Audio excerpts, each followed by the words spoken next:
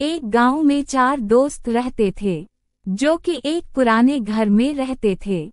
उनमें एक बहुत ज्यादा शरारती था। वो कहता था कि मुझे भूतों से डर नहीं लगता।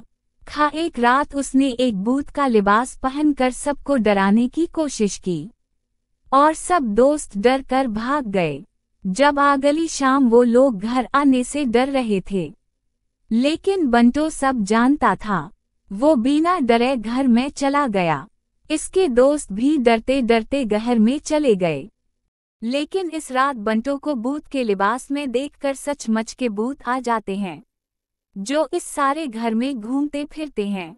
रात 12 बजे बंटो को एक डरावनी आवाज आती है। जब बंटो अपने आसपास दिखाता है तो इसको एक भूत दिखाई देता है, तो वो जोर जोर से चलाने लगता है। इतने में वो सभी दोस्त जाग जाते हैं। वो सब लोग भूतों को देखकर भाग जाते हैं। तो देखा बच्चों, बड़े काम का बुरा अंजाम होता है।